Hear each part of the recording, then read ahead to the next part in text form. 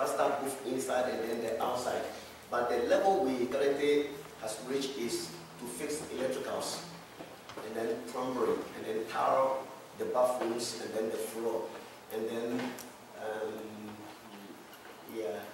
So the main reason why we are doing this, the place we are at the new site, the landlord is asking us to vacate from the room because I've been there so long.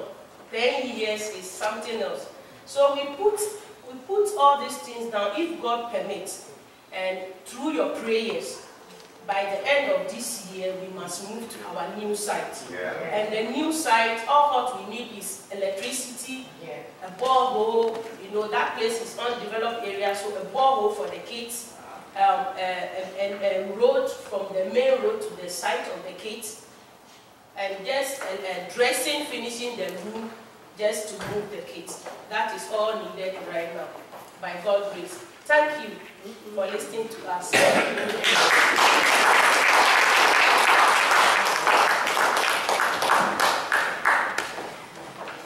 yeah, finally, I don't know, there are a whole lot of things on it. I don't know.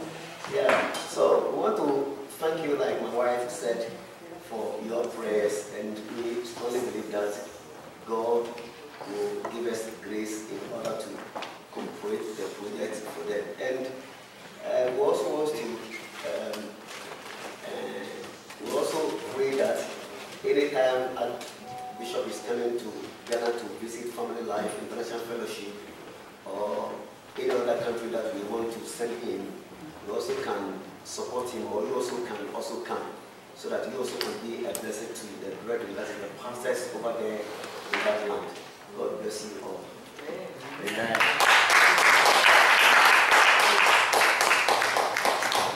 We will continue in the flow, so the next person should come up, but I need to just tell you this quick story here.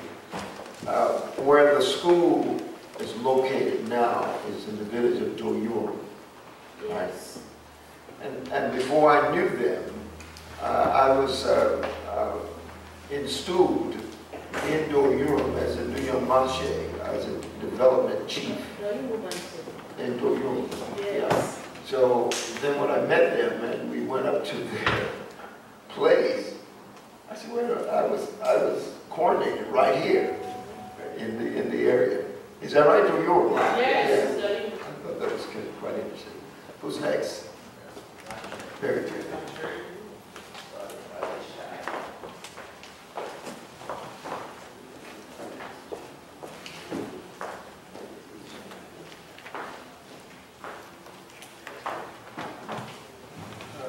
Praise the Lord. Praise the Lord.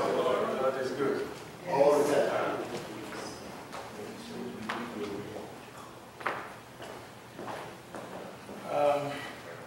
I want to thank God for this opportunity, and I want to thank the seminars and all the people that have been behind you.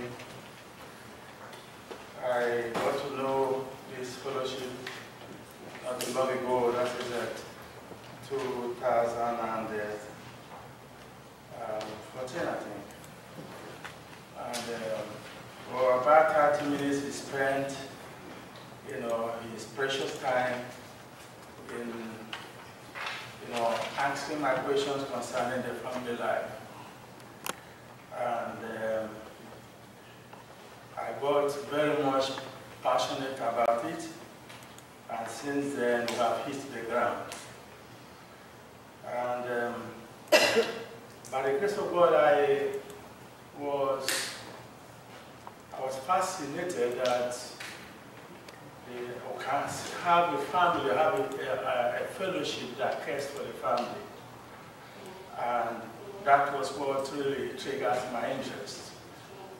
And I made it a commitment to make sure that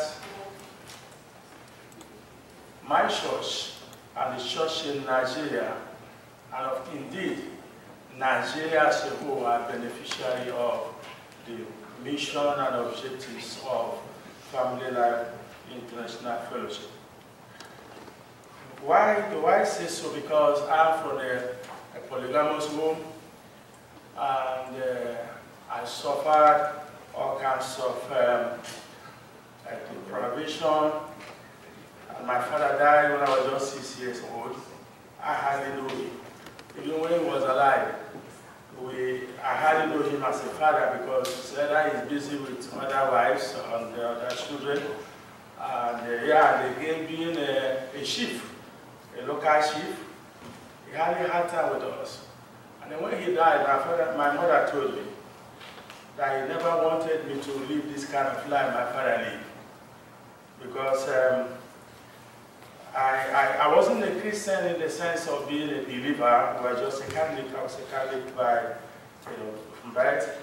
And good again, what my mother told me, began, or rather prophesied to me, began to manifest.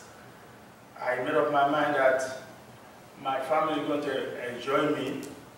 I'm going to be a holistic husband. I'm going to be a whole, a real father. And I want to let people know that polygamy is not an option.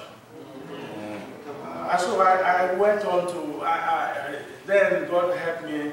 I was in the military for many years, and it was surprising that, because if you've been to the army, it's not a place where every soldier is trained to be radical, is trained to be a drunk, is trained to be a womanizer. And unfortunately, people were surprised that some of these attributes were not seen in me.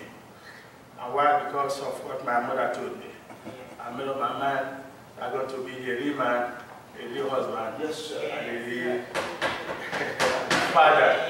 And I thank God that as things goes on, God lift me up with this solution. That's why the moment I come to, I don't know, it was just by divine connection. Nobody told me about family life. I just came on board.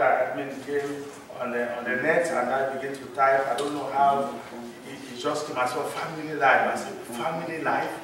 I school over it. And here I am today. Yes. Amen.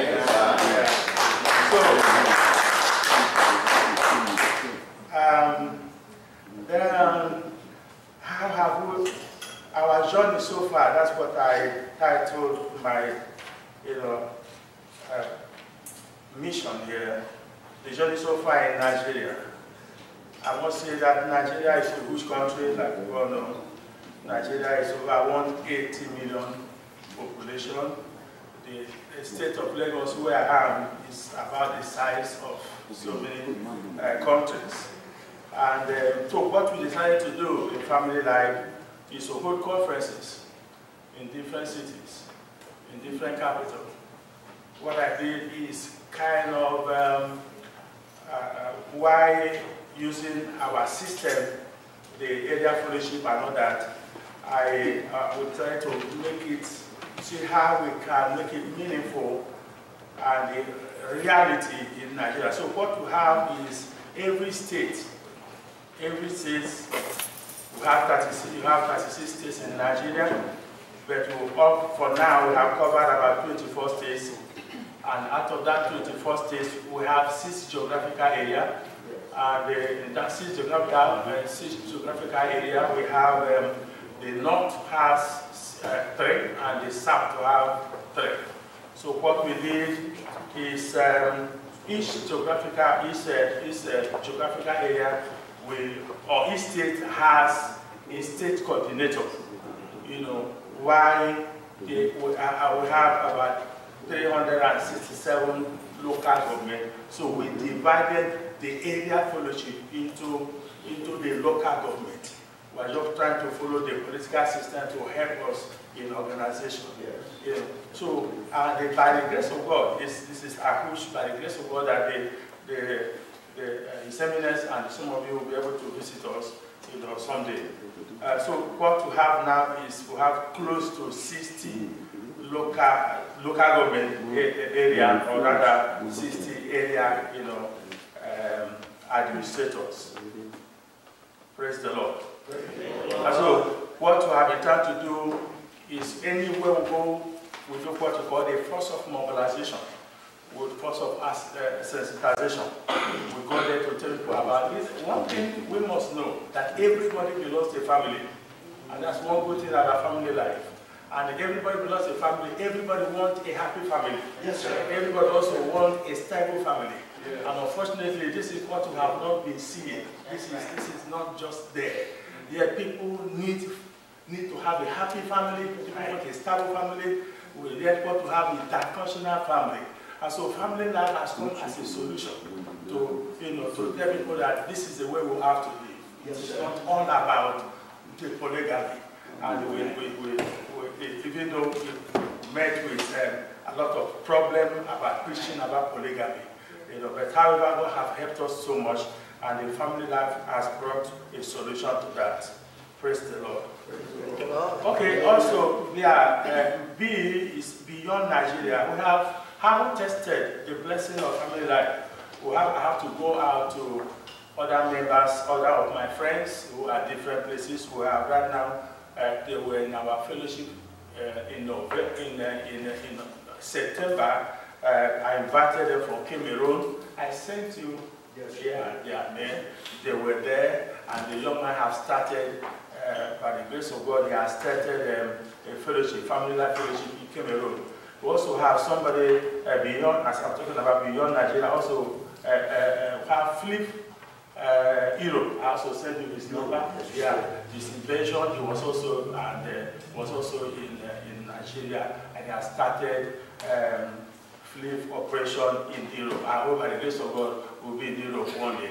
I was with him before coming. He was in our annual convention, and I told him that we have to pray that God will lead His Eminence and the Executives Council to visit him. That is invasion. He's a wonderful man of God, and I wish we will encourage him visiting him one day or writing him.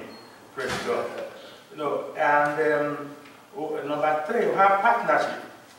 We have done so much by the grace of God in these few years because of some, credible platform, and which I think that I was discussing with my brother Bishop Wonders, that no matter how anointed anyone is, he cannot carry the kingdom on his own. We need one another. I was talking, we need to synergize. It is all about partnership. Because no matter how anointed you are, you cannot save the whole world. And so what we need, there is something I can do, a little I can do, and a little he can do will make a whole lot of difference. So what we did now is we have fellowship, we have credible fellowship like Pan-African Communion of Churches. Pan-African Communion of Churches has branches in different parts of Africa, and we have talked with them. I happen to be a member before. I have talked with them, and they gave us the opportunity to talk about family life, and they have embraced it. We also have Christian Association of Nigeria. Christian Association of Nigeria is the umbrella body of Christians in Nigeria.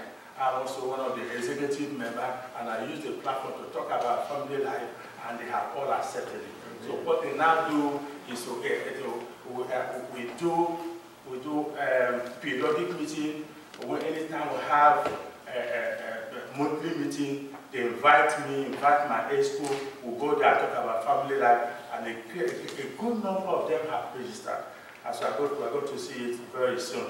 And also have Pentecostal Fellowship of Nigeria. Pentecostal Fellowship of Nigeria is all about Pentecostal churches which are one, and you have also used that platform. And to catch them young, we have our students, or those who are ministers, who God has called but need training. We have Harvest Theological Seminary, and which is an association with a foreign body, and we use it. We have family life programs, family life syllabus. We talk about family. A whole lot of what we believe, a whole lot of what we teach, what the mandate of family life, that is what we are using for them in that curriculum. And that have helped to, so all the students in that school, Harvard Bible University, they are all members of Family Life International. Glory be to God. Amen. Number 4, our mission. Our mission is that every church, a FLIF.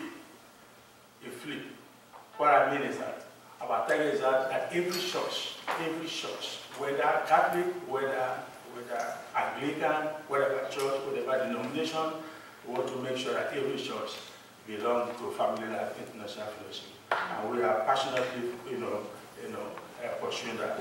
Also, every family, if we want to make sure that every family, doesn't matter whether you are a Muslim or not, we want to make you a FLIF member. Why do we make you a FLIF member? Because we want to let you know that what other people cannot provide for you, FLIF will provide it for you.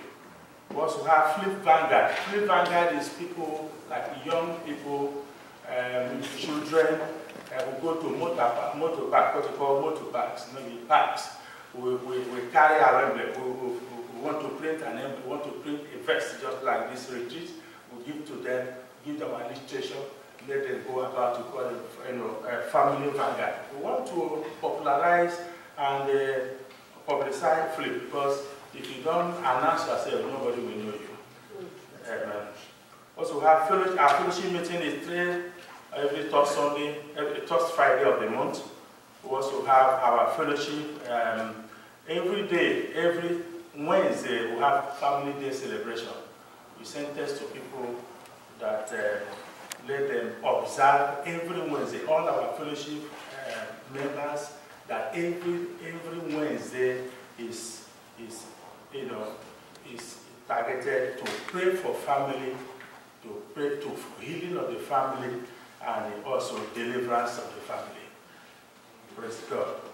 We have quarterly FLIF family summits where we share spiritual welfare, and also give counseling to everyone in need. We also have our yearly FLIF conference, which, by the grace of God, will be coming on the 8th of April 2018.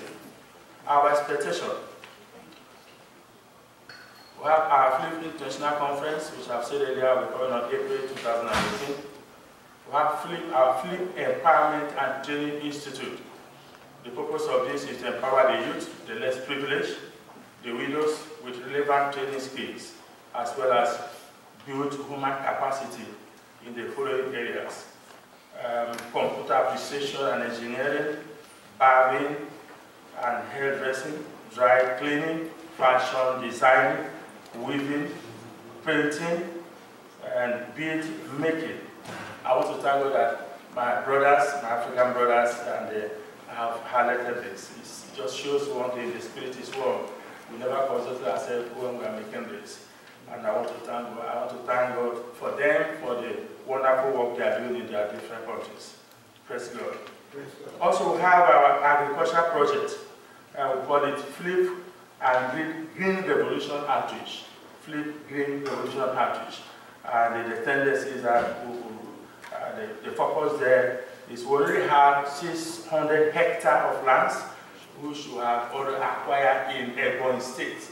That is, Africa is in Ebonyi State, happen to be my state of origin. Well, it may not be. Did you say Imo State? No, Ebonyi State. Ebonyi State.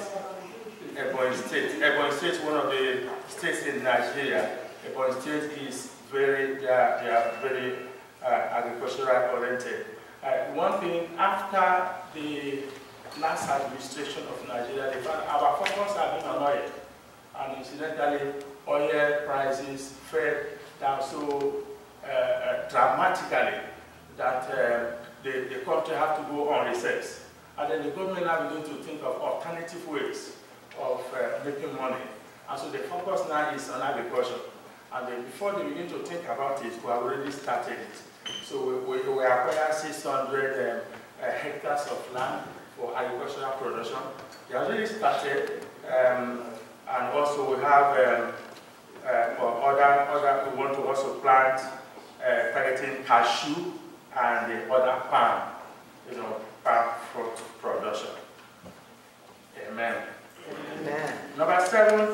focus. What is our focus? We want to have a foundational prayer base, no matter what we do, no matter any exploits we want to do. Remember, our target is to build a thorough family. We want to have a solid biblical base. We want to empower the family. We want to educate the family. We want to evangelize the family.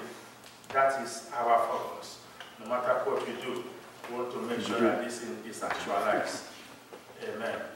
Amen. In trying to actualize this, we have what we call Barnabas partners, FLIF Barnabas partners. And what is the purpose of this? To assist victims of religious riots, marginalized Christians in Muslim dominated areas. Some of you must have heard about Boko Haram in the northwest. Yes. And it's been very problem. Most of our churches were involved. We are affected rather. And of course right now we have not very palatable humanitarian problems or issues. And our FLIF have contributed in our own small way in alleviating some of the problems of the people. And so, but what we do now is to go once in a while using our people from the northeast area to visit them and see the little they can provide in terms of drugs, in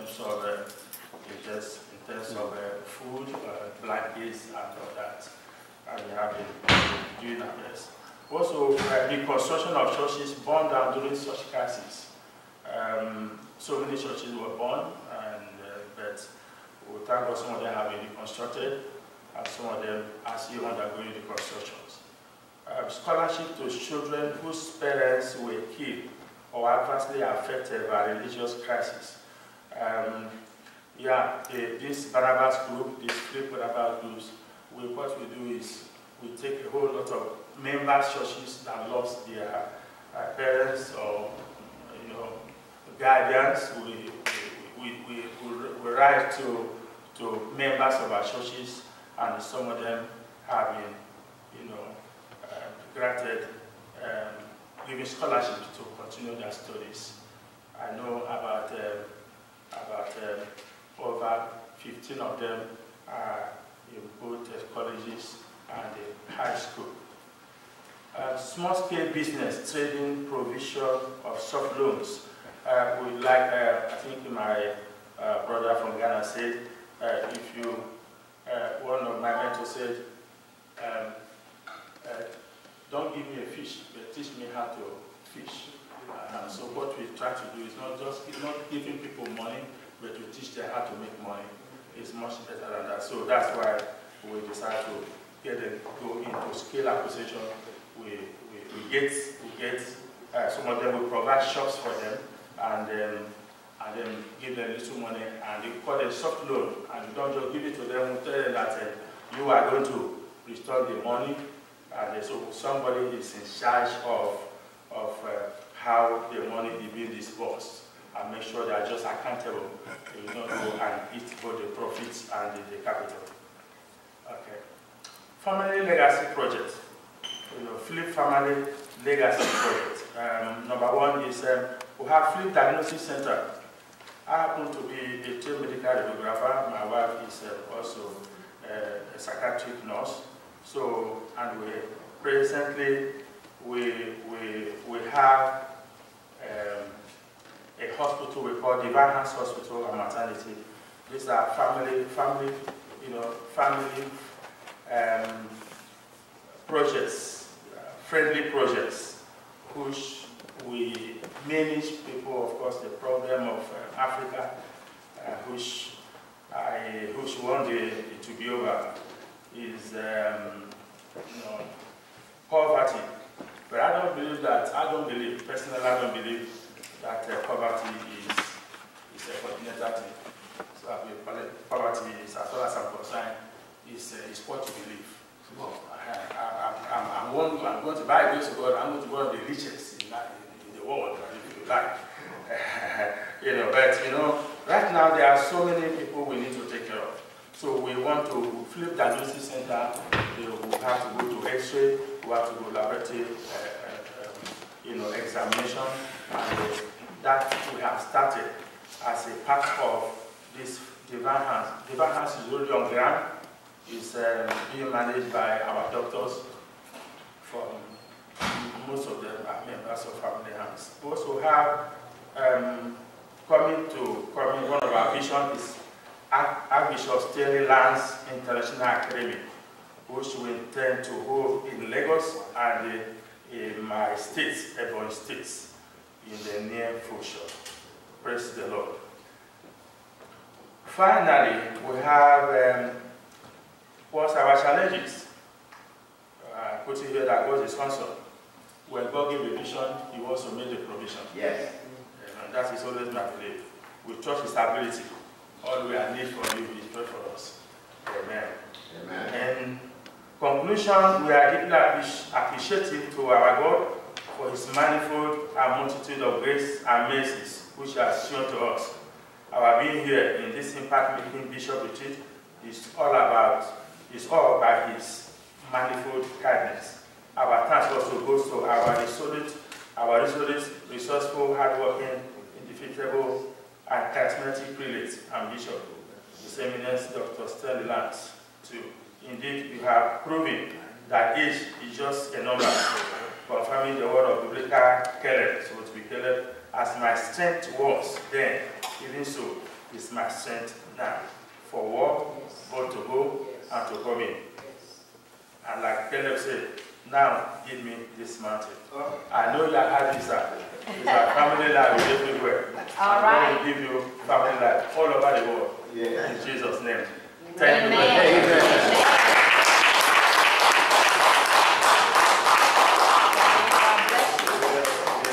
As Apostle Gabriel comes, I wanted to share this story. You know, it's very easy for us in America to rest in our comforts and even complain in it. But and I'm sure you were listening as I was, and it brought me to tears because I was thinking that when you talk about the Northwest and the Boko Haram incursions, we see this on the news. When you deal with people who live this every day, Right. and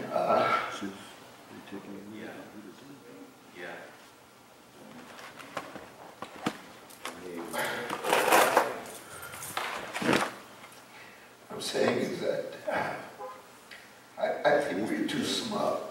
Right. That's a good word. That's right. We get caught up on stuff that don't matter. Don't matter. We're dealing with people who are having a day-to-day life struggle That's right. every day. Now, Bishop figured a way to get over here and pay his own dollar. I mean, he didn't ask for one dime. Lord Jesus. Figured out how to get here. Now, most of you don't remember this, but last year when we were in Baton Rouge, you remember the little lady, Princess? Yeah. That's his wife. Oh, praise God. So it's not as if this is new to them. They make a commitment. And then they follow through on the commitment. He wasn't going to say anything. But and then the year before that, the both of them were able to come over and they were visiting you. Right. So what I'm trying to say is that you can look at the outside covering of a book and never realize the depth of suffering potential that's inside the pages. And because it is a bright color on the outside, you go to thinking that it should be in the bright colored book area. That's right. This ought to be in the character development book area. Because these people are living day by day. He said that many of the churches will burn. Well, I think that we don't think about those things here. We don't. You know, when we were raised in the South, you know, we all know about what happened. So we know that occasionally there are bombings and we know about our people being killed on the street, but not at this magnitude. That's all I'm trying to say. So from a bishop's perspective, we got to think beyond our own comforts. Yes. That's all I'm saying. So I just wanted to say that because I appreciate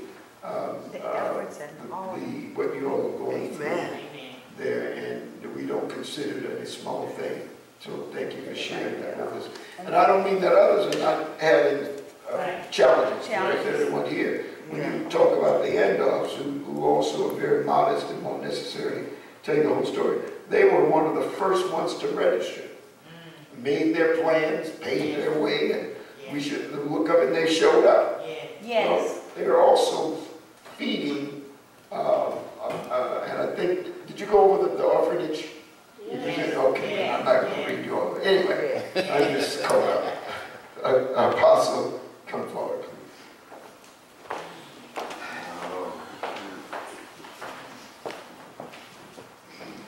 Praise the Lord. Praise the Lord. I thank God for the opportunity He has given to us to be here.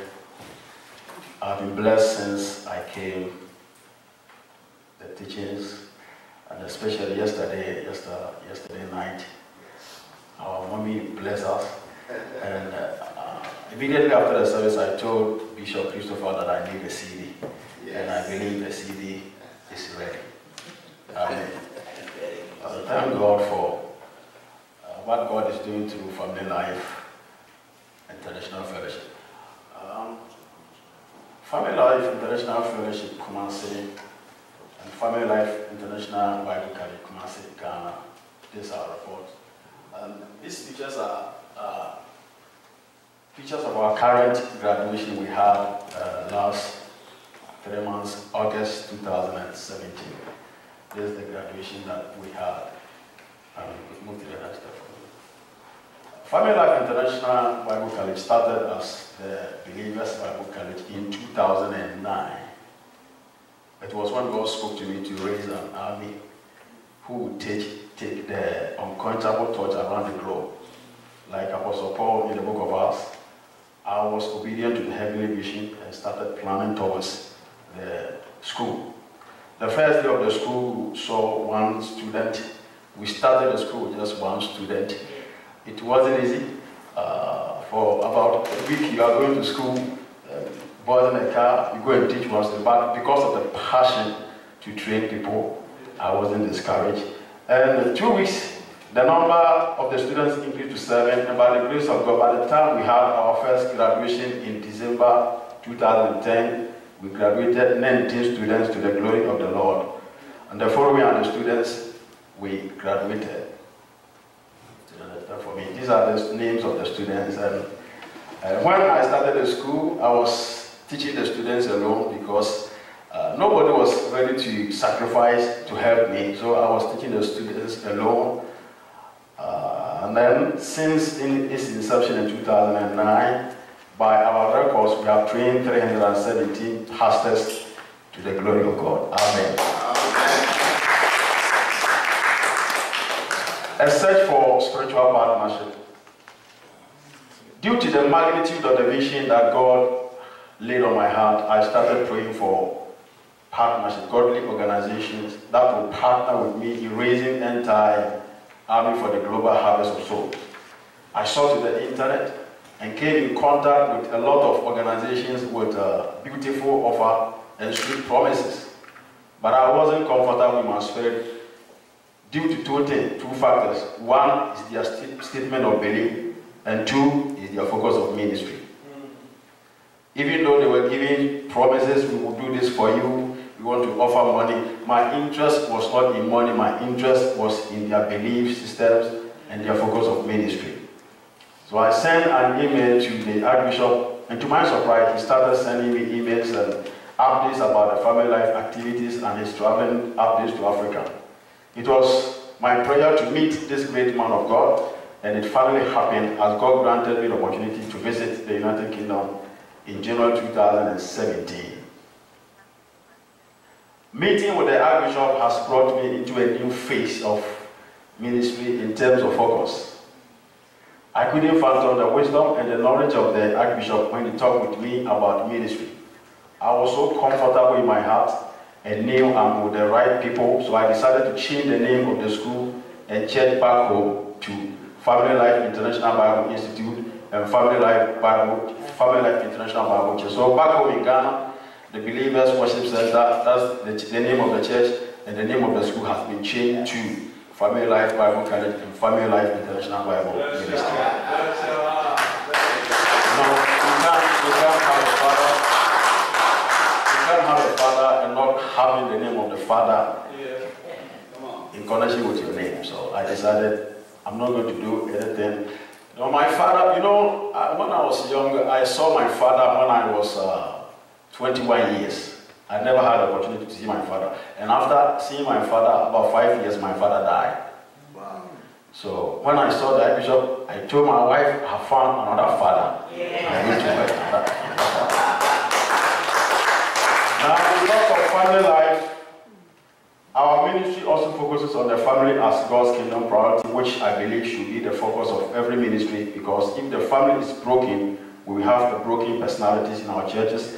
But if the family is strong, then our churches can be strong as well. Amen. That's right. What we are working on now. Currently, 15 executives have been selected to help carry out the vision of the family life to all the 127 districts in Asante region. Kumasi, that is the second capital of Ghana, has 127 districts. And then the operation of the family life has been printed out to each leader so they can get to know the core mission and vision of the great family. Membership registration. We are now working on registering all the past students of the school and other persons who have shown interest of being part of the vision.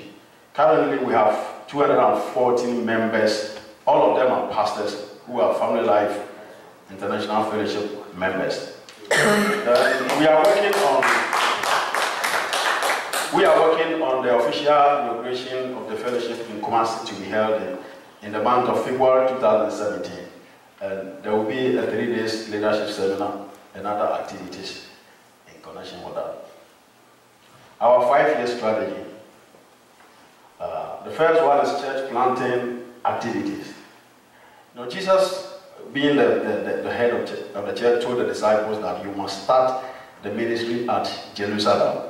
You know, at times we care about the villages. It's good, but at times when you start the ministry in the villages, it becomes a burden on you financially. Yeah. So what we are trying to do is to have spotted about 1, 2, 3, 4, 5, 6, 7, 8, 9, and other cities which are very big, which have the resources, so we can start the churches over there. So because of they live in the cities, you know, their living conditions are good, they can support the ministry, and then each pastor in every city will also start planting their churches in those villages, so they can use the resources they have in the capital to support those in the villages. Yeah. So this is what we are going to do. And then we have what we call Mobile Bible College. When I was young, I was attending the Methodist church, and I heard a preacher who was saying that Noah's Ark became a restroom for the people at that time, and people went and defecated in the Noah's Ark, in the ark. So when I grew up and I realized that this wasn't true, it wasn't in the Bible. It gave me the passion to train people in the deep villages. So the Mobile Bible College, the idea is that not everybody will have the financial capacity to come to the cities to be taught. And these people who are in the villages need to be taught. So what we are trying to do is to take the Bible college to those villages. So even when I went to Cincinnati, I will share the vision with Pastor Bernard, that's my brother in Cincinnati. I shared the vision with him, and somebody has donated a tent. Before I was coming, I went to the north part of Ghana. We have one train over there, and people were surprised. They were coming in their numbers. They don't know anything about the Bible, but they are pastoring churches. Wow. Mm-hmm. They are pastoring churches, but it's like a doctor who doesn't have any knowledge about health, and then he's taking care of sick people.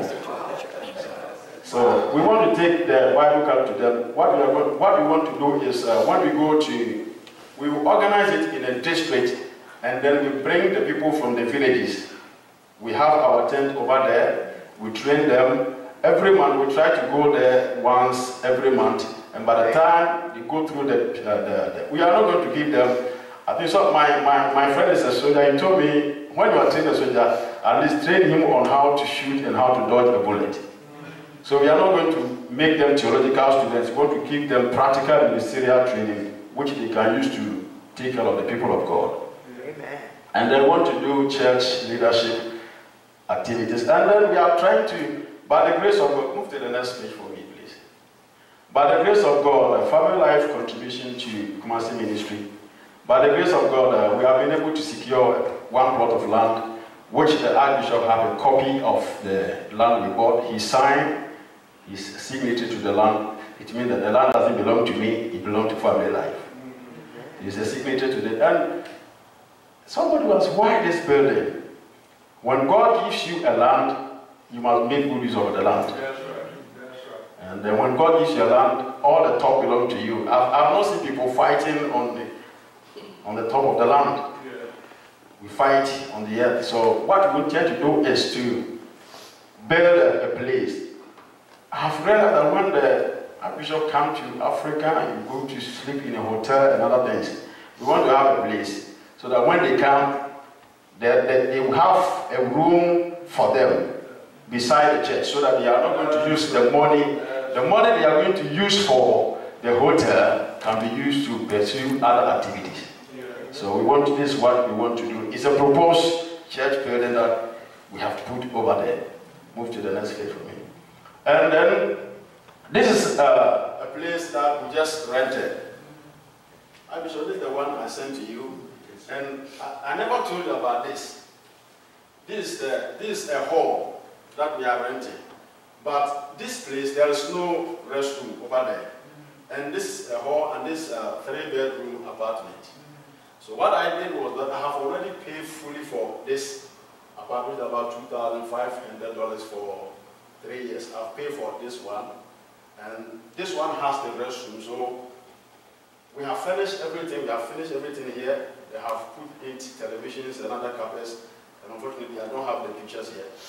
And then we have broken the walls from here, and there is a door that leads to this place. So that when we start the church, I was thinking about this church, this is the hall, we don't have any place where we can have children ministry. So we are going to use this place for the church, for the children as we start the church. And unfortunately, this place is closer to where we bought the land. It's just 3 minutes drive to where we bought the land. So next year we are starting the church, and then after we finish building our own property, then we move to this land. Amen. So we have paid for this, and then we have paid half of this as well. Amen. So this is what we are doing. Move on. Amen. And these are our leaders. This, the one who is the vice to me in Ghana, he's called Reverend Kodia. And he's also a lecturer in our Bible college. And this is Reverend Anthony, he's the secretary of the fellowship, and he's also a lecturer in our Bible college. This is Reverend Stanley, he's the coordinator for the fellowship. He's a student, he graduated last year. He's our student. I want to use the people we have raised in Bible class. And then we have Reverend Emmanuel, he's the field director.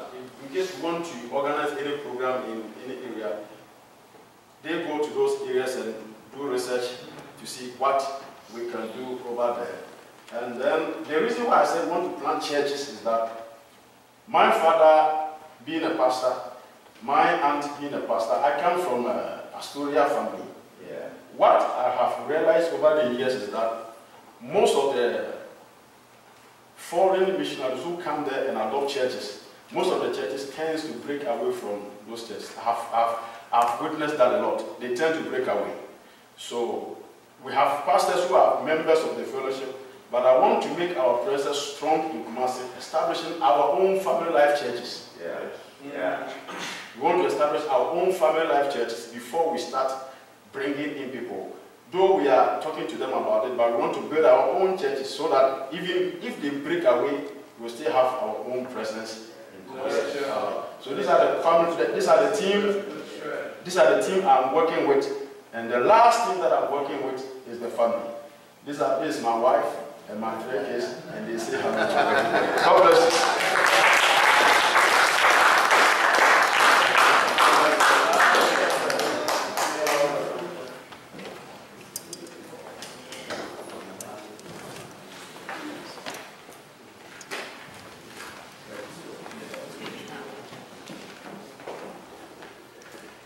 the Lord.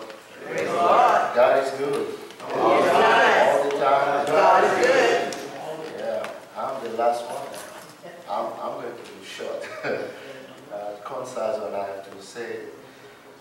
I have so many to say, but I'll try to be concise. Well, before I start, first let me thank God in the life of Archbishop Lent, that we call him Papi Lent in Haiti. Recently, I mean, this year we have seen 2 victories, 2 miracles in Haiti. I'm telling you, it's not easy to find a bishop on phone. When you get him on phone, it's something real. And one day I was trying to call him, I didn't find him, I was sick, and he called me.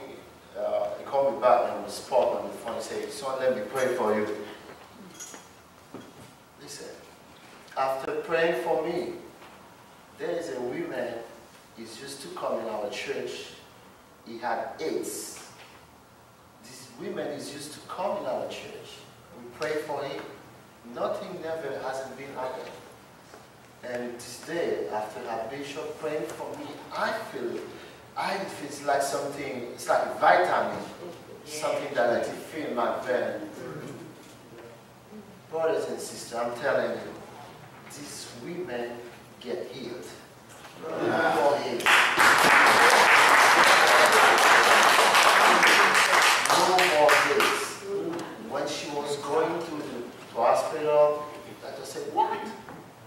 The doctors made ticket for her to go in Miami to make sure she hasn't AIDS. Recently, in October, last October this month, this year, Archbishop was trying to call me, and finally we spoke on the phone. And he said, "Oh, I said, I'm sick, Dad." He said, "What?" I said, "Yeah." I said, "I form all the countryside, or the overseas churches, you know, the pastors." And he said, "Okay, let me pray for you." I said, "Okay."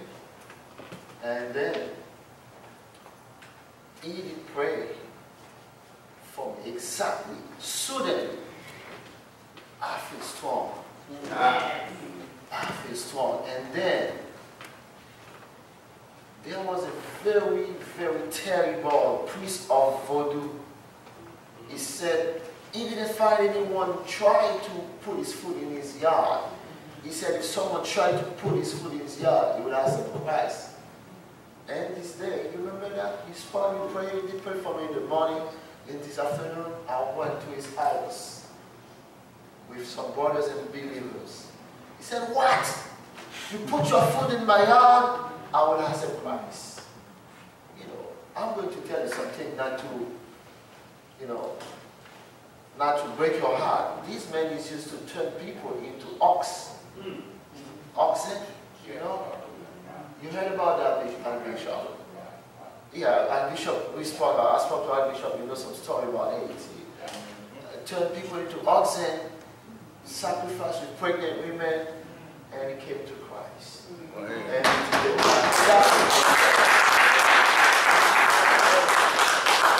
so, one more time, give God a good hands in the life of our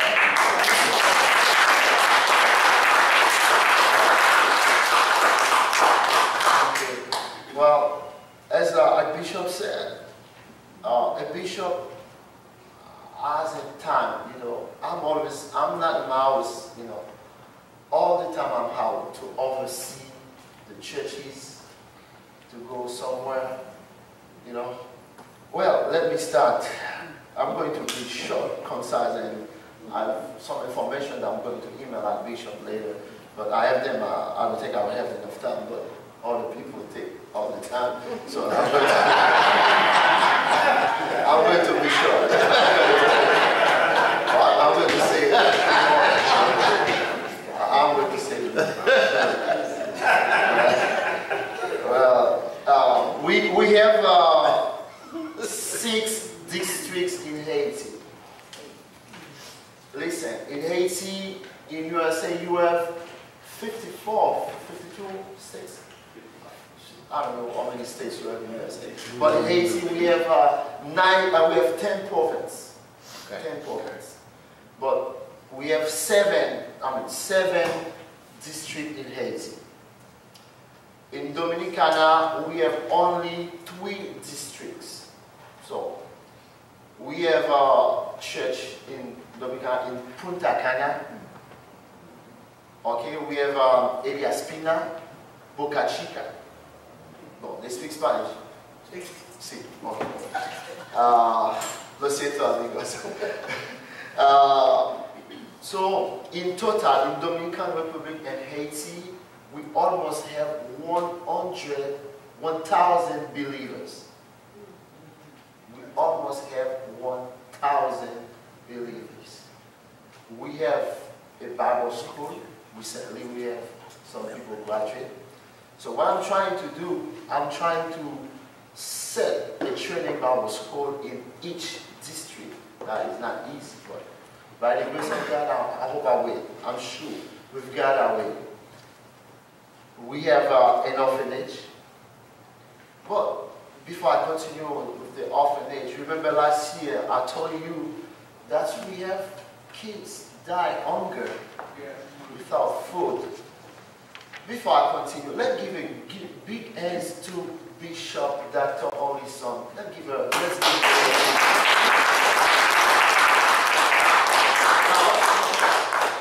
I can smile now. Since Dr. Olison started helping us with the kids, we have no more kids die hunger.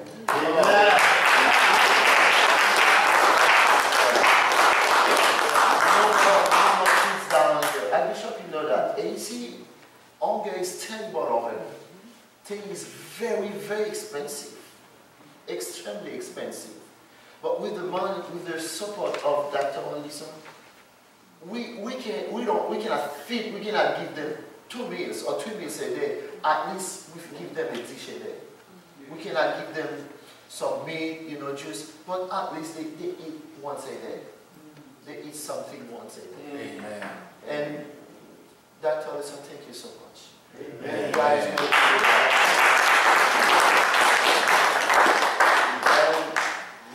we would like to have to buy a piece of land to build our orphanage for the kids. That's why I say, if any of you are engineer, carpenter, you can join Archbishop and Dr. Olison in order to work on the plan to make something. But in the orphanage, we would like to have a place that whenever you come, you from USA, anywhere, to visit us and that you can stay. Listen, the rental house per day, the hotel per day in Haiti is $250. $250 to find one is better. If you want to go to one in a hotel 100, I'm sure when you get back here, SABC, it's not a good one. It's not a good one. The best one, reasonable one, is $250 or $300 US per day. And about the car, rental car, the rental car per day is the same price. To show your thing is very expensive over there. I believe if we build a house, place where the kids are, and to have a kind of guest house that whenever they come to work with kids and so on, and this place will be useful for our FLIF pastors, leaders in Haiti to have convocation to. That would be so useful. Then, if we can work on that, we have the program, but I'm not going to tell all details because time is short. Okay. And to have a place for them to stay. And to stay and to have a car. By the way, if any one of you has a used car, you can ship it to Haiti. Any used four-wheel driver, you can let me know if I will tell you to ship it to Haiti. I will tell you to ship it to Haiti. What I have in our mind for the kids, do you have in your hands the bracelet? Okay. Kids, my wife and the board of FLIF in Haiti, they teach the kids how to make some bracelet, necklace, something in order to survive. We would like to have a land to raise crops like corn, for everything, cabbage, and raise some animals in order to feed the kids and to let the kids take part in the garden, in the farming, to raise animals, to grow things in farm in order to feed them. And about the school, please keep us in prayer. And I must let you know, I have known so many hardships. Recently in an earthquake, I lost my 2 kids in an earthquake. My house was broken. Yeah, I'm still homeless, but God put a smile in my face. Yes. I'm still working for God. That doesn't stop me working for God. Amen. I keep on. The most important is the soul of people. Is to get some people for Christ. Amen. I see people in complain. When I was in Florida, I saw people complain. I told them, you don't know hard life. They said, what? I said, no. You don't know that hard life. I see people, some complain. Listen, brothers and sisters. Hurricane, flood water, you don't see any police. You don't see any people of government.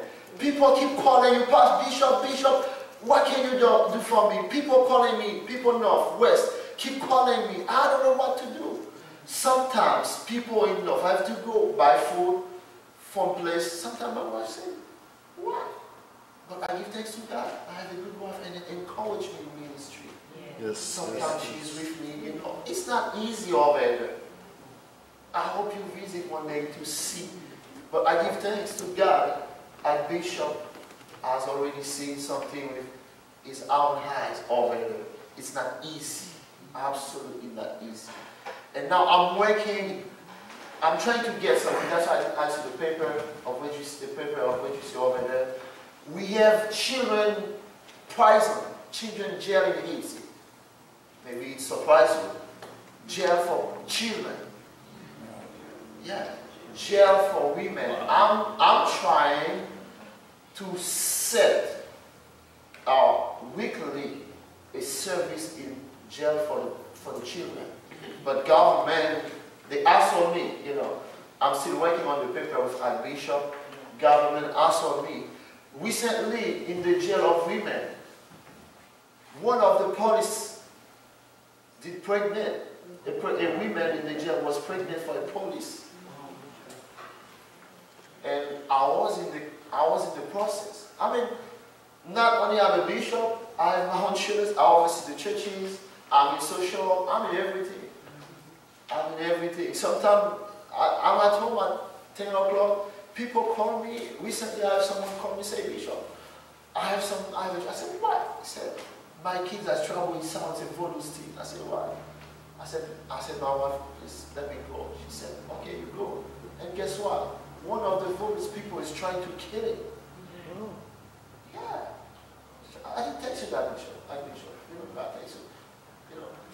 So it's not easy over there, but in prayer, over there you need to be strong in prayer. That's why each church we set up something that we say prayer cell. Prayer cell. I mean, if there's 5 people living in this block, they start a prayer cell.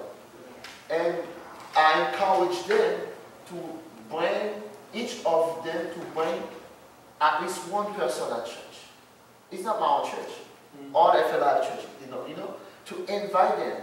When they come, we don't have money to give them chicken, but we give them at least a cup of coffee, tea with peanut butter and bread, and to encourage them, to show them that we love them. And that's the way we show them love of Christ. And, to teach them. So my job is not easy over there. It's not easy. But I think if you keep me in prayer, if we put hands together to support us, it's easy. But I think you heard about Haiti. Oh, it's not easy. You heard about news, a lot of things in Haiti. And then, in Dominicana Republic, we want to enlarge. And unfortunately, I mean, I have planned to go to Cuba to set up FLIF churches. I mean, I would like FLIF to go in Spanish country too. Yeah, that's I would like to. And if you help us in prayer, I think we've got with it. And I don't say everything that I'm supposed to say, but I wisdom them, and I'll soon, as Bishop, will help them and let you have them. May God bless you. Thank you.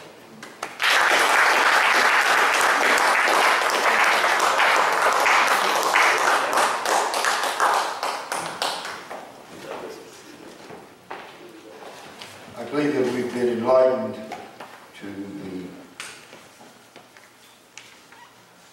situations of which our various bishops are involved in, and they have only been able to give us a snapshot, matter of fact, a thumbnail picture. But it's enough for me to make up my mind to try and keep on keeping on. I think we didn't get into this to quit. Things are rough, but we're finishers. And when you're a finisher, you're not as concerned about the ground between you and the finish line. You're concerned about the finish line. So whatever I got to do to get there, that's where we're going. So we thank God for these leaders who've come. We have others who are not here, as you can see, and then we've recently invited Bishop Adolfo Somerville. I'm not going to bring him up at this point, but somewhere between now and our close, we will have him say something. And the reason for that is because he is he's in Minnesota. He's a native of Liberia and can give us a broad overview of things, all things international that his ministry is involved in. And of course, you mentioned, I think I heard Apostle Gabriel mention Pastor Bernard, who's here from Cincinnati. And so we mentioned this last night, we're now moving into the Cincinnati area because we have a point person. I want to take about a 5-minute break, and you get bathrooms in the rear, and get bathrooms next door and upstairs. And let's take a 5-minute biological, and that'll give Archbishop McClanahan an opportunity to come and